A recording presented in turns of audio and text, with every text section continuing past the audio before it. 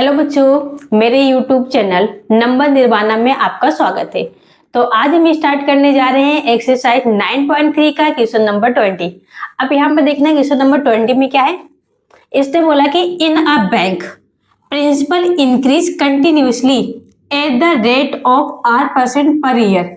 पहले हम इतना समझते हैं, इसने क्या बोला कि हमारा जो प्रिंसिपल अमाउंट है ना वो इंक्रीज हो रहा है हर साल कितने परसेंट की रेट से, R% की रेट से क्या हो रहा है, इंक्रीज हो रहा है। अगर हम इतना समझ लेंगे ना तो हमारे लिए इक्वेशन बनाना आसान हो जाएगा, इजी हो जाएगा। अगर एक बार हमारा इक्वेशन बन जाएगा तो हम क्या कर सकते हैं, जनरल सॉल्यूशन फाइंड आउट कर लेंगे, है ना। तो सॉल्यूशन तो हमारा चुटकियों में सॉल्व हो जाएगा। अब देखते हैं कैसे। अब यहाँ पे देखो सॉल्यूशन अगर हम लिखेंगे, इसने क्या बोला कि जो हमारा प्रिंसिपल है ना किसके रिस्पेक्ट में, टाइम के रिस्पेक्ट में इंक्रीज हो रहा है। तो हम कैसे लिखेंगे इसको, dp अपॉन में dt इक्वल टू जो प्रिंसिपल क्या है विथ रिस्पेक्ट टू टाइम क्या हो रहा है, इंक्रीज हो रहा है ना। इक्वल टू क्या होगा, R% of p। p means क्या होगा, प्रिंसिपल। जो हमारा क्या बोलते हैं, जो प्रिंसिपल है R% के रेट से क्या हो रहा है, इंक्रीज हो रहा है। इतना समझ आया आपको। अब यहां पर देखो हम इसको कैसे लिखेंगे, dp अपॉन में dt इक्वल टू R% को हम कैसे लिखेंगे, R अपॉन में 100 मल्टीप्लाई बाई p। ओके, अब इसको देखो हम क्या करते हैं, सेपरेट करते हैं।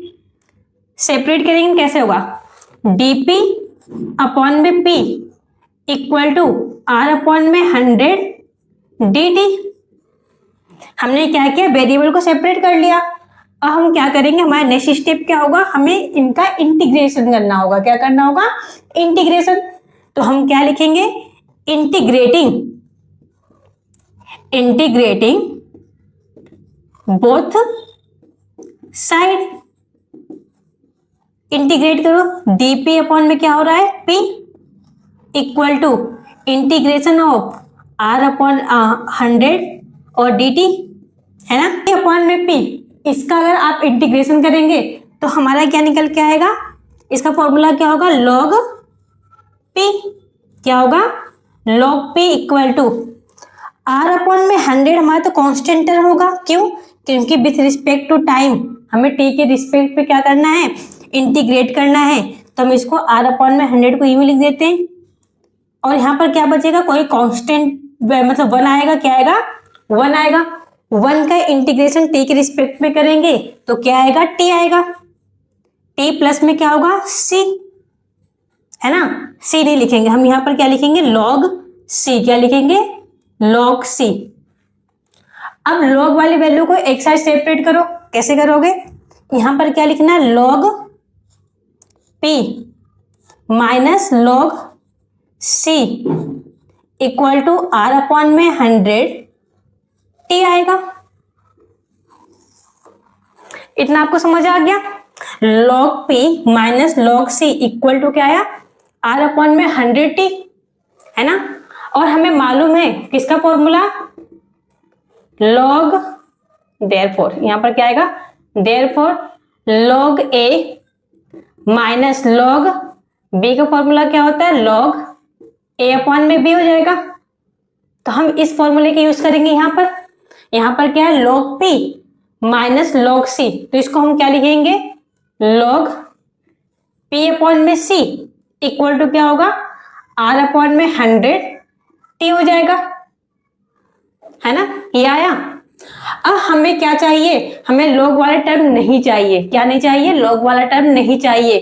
तो इसके लिए फॉर्मूला क्या है हमारे पास, इसके लिए फॉर्मूला होगा log b e equal to क्या हो जाएगा, मान लो यहाँ सपोज कर लो a है तो b इक्वल टू क्या हो जाएगा, e अपॉन में a, है ना। इस फॉर्मूले को हम यहाँ पर यूज करते हैं। अब यहाँ पर देखना इसके बेस में क्या होगा, a होगा। तो p अपॉन में c इक्वल टू क्या हो जाएगा, a के पावर R अपॉन में 100 t आ जाएगा, है ना।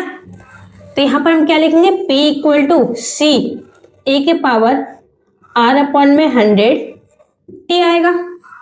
ये हमारा क्या निकल के आया, ये हमारा क्या है, जनरल सॉल्यूशन। क्या है, जनरल सॉल्यूशन है। अगर ये हमारा जनरल सॉल्यूशन निकल कर आया तो अब नेक्स्ट स्टेप पढ़ो। नेक्स्ट में इसने क्या बोला, find the value of R, हमें आर की वैल्यू फाइंड आउट करनी है। If R x 100 double itself in 10 year. यहां पर देखो, अगर हमारा टाइम कितना है, 0 है, तो हमारा क्या बोलते हैं, हमारा टाइम क्या है, 0 है, तो प्रिंसिपल अमाउंट कितना हो रहा है, 100 हो रहा है। क्या हो रहा है, 100। अब यहाँ पे देखो, अब टाइम क्या हुआ, 10 ईयर।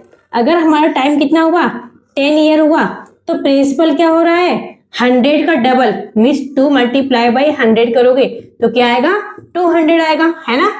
100 का क्या हो गया, डबल, ये आया।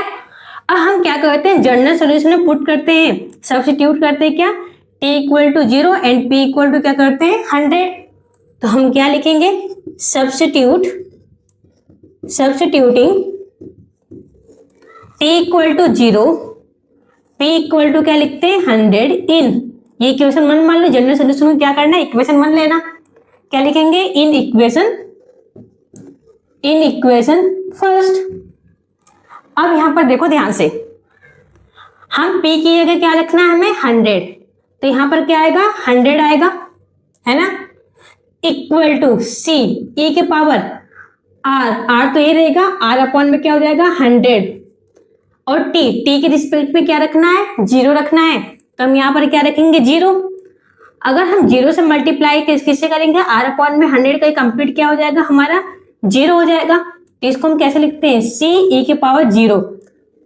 और आपको एक चीज और मालूम होना चाहिए, e के पावर 0 की वैल्यू क्या होती है, 1 होती है ना। e के पावर 0 की वैल्यू क्या हो रहा है, 1 हो रहा है।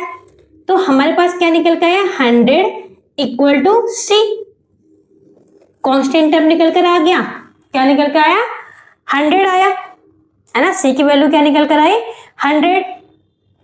अब हम नेक्स्ट स्टेप क्या करते हैं, नेक्स्ट में हम कर देंगे इसी जनरल सॉल्यूशन में हम c की वैल्यू भी पुट करेंगे, टाइम कितना पुट करेंगे, 10 इयर्स, और प्रिंसिपल अमाउंट कितना पुट करेंगे, 200। ओके, अब यहां पर देखना, अब दोबारा क्या लिखना, substituting t equal to 100 plus t equal to 10, p equal to 200 and c equal to 100, कहां पर, इन इक्वेशन फर्स्ट। हम क्या करेंगे, इक्वेशन फर्स्ट में क्या करते हैं, पुट डाउन करते हैं। अब यहां पर देखना क्या है, प्रिंसिपल हमारा कितना है, प्रिंसिपल कितना है, 200। हम क्या लिखेंगे, 200 इक्वल टू c की वैल्यू क्या है, यहाँ पर 100 है, तो हम क्या लिखेंगे, 100 e के पावर, r की वैल्यू तो हमें नहीं मालूम अभी, तो r अपॉन में क्या लिखेंगे, 100 मल्टीप्लाई बाई टाइम कितना हमारा है, टाइम कितना है, 10 इयर्स, है ना। इतना आपको समझ आ गया। अब देखो नेक्स्ट क्या करते हैं, नेक्स्ट में इस साइड, अब आप यहाँ पर देखना क्या है, हमारे देखो 200 तो था ही, तो हमने यहाँ पर क्या लिखा, 200 इक्वल टू क्या है, 100 e के पावर, अगर हम 10 को 100 से डिवाइड, 100 को 10 से डिवाइड करें, कितने टाइम में डिवाइड होगा, 10 टाइम में डिवाइड होगा। इतना समझ आया आपको। तो यहाँ पर मैंने क्या लिखा, r अपॉन में 100, r अपॉन में क्या रखा, 10 रखा। ओके, अब यहाँ पर देखो, इसको मैं डिवाइड कर देती हूँ, 200 डिवाइड बाई क्या होगा, 100। क्यों हो रहा है, क्योंकि ये किसमें है, न्यूमरेटर में है, लेफ्ट हैंड साइड जाए किसमें हो जाएगा, डिनोमिनेटर में। इक्वल टू e के पावर r अपॉन में क्या है, 10 है, सॉरी r अपॉन में क्या है, 10। अब इसको कैंसिल करो तो हमारे पास सिर्फ क्या बचा, 2 इक्वल टू e के पावर क्या है, r अपॉन में 10। अब यहाँ पर देखना हमें क्या करना है, दोनों साइड क्या लगाते हैं, लॉग लगाते हैं। तो हमारा यहाँ पर क्या आएगा, log 2 equal to log e के पावर r अपॉन में क्या है, 10 हो रहा है। और आपको एक चीज और मालूम होना चाहिए, log e के पावर a इक्वल टू क्या होता है, a log e, और log e की वैल्यू क्या होती है, 1 होती है। तो हमारा डायरेक्ट क्या लिख सकते हैं, a लिख सकते हैं, है ना। तो यहां पर हम क्या लिखेंगे, log 2। अब यहाँ पर देखो, और log 2 की वैल्यू कितना दे रखा है, 0.6931। क्या दे रखा है, 0.6931। तो log 2 की वैल्यू हम क्या रखेंगे, 0.6931 इक्वल टू r अपॉन में क्या लिखते हैं, 10। अब यहाँ पर देखो इसके नीचे कुछ नहीं तो 1 ले सकते हैं। अब हम यहाँ पर क्या करते हैं, क्रॉस मल्टीप्लाई करते हैं। क्रॉस मल्टीप्लाई करोगे, r का मल्टीप्लाई 1 के साथ करो, क्या आएगा, r इक्वल टू 0.6931 का 0.6931 का मल्टीप्लाई किसके साथ करना है, 10 के साथ करना है। 10 के साथ करो, है ना। तो r इक्वल टू क्या आएगा हमारा, r इक्वल टू इन दोनों का मल्टीप्लाई करो, क्या आएगा, 6.931 आएगा। क्या आएगा, 6.931। कितना हो जाएगा, 6.931% हो जाएगा। या फिर हम लिख सकते हैं r इक्वल टू 1 को रिमूव भी कर दो, r इक्वल टू 6.93% भी आप लिख सकते हैं। तो ये हमारा फाइनल आंसर हो गया।